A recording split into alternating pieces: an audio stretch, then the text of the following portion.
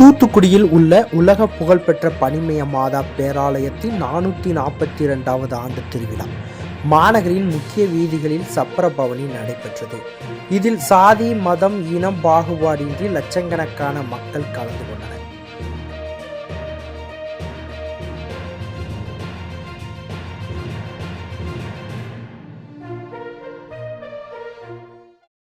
தூத்துக்குடியில் உள்ள பனிமய மாதா பேராலயம் உலக புகழ் பெற்றதாகும். இந்த ஆலயம் இத்தாலி ரோம் நகரில் அமைந்துள்ள வாடிகன் சிட்டியால் பசிலிக்கா அந்தஸ்து வழங்கப்பட்ட பேராலயமாகும்.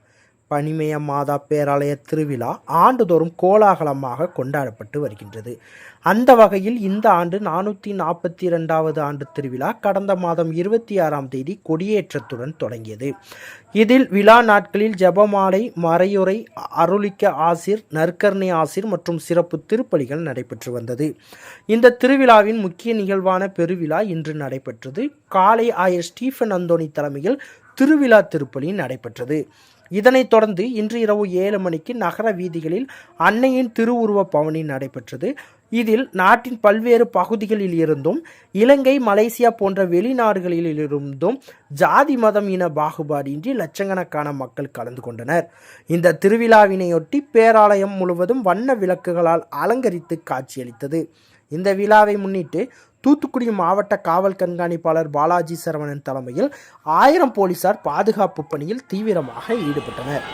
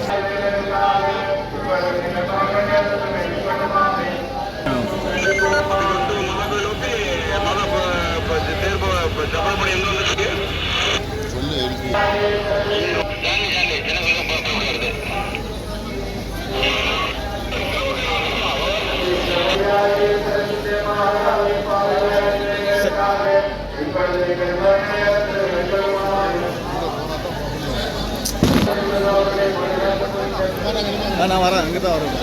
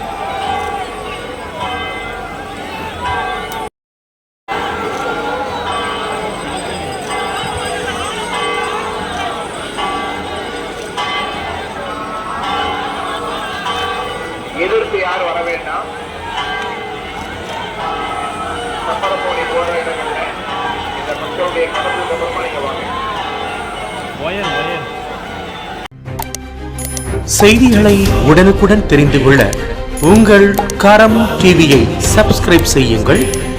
அதோடு பெல் பட்டனையும் கிளிக் செய்யுங்கள்.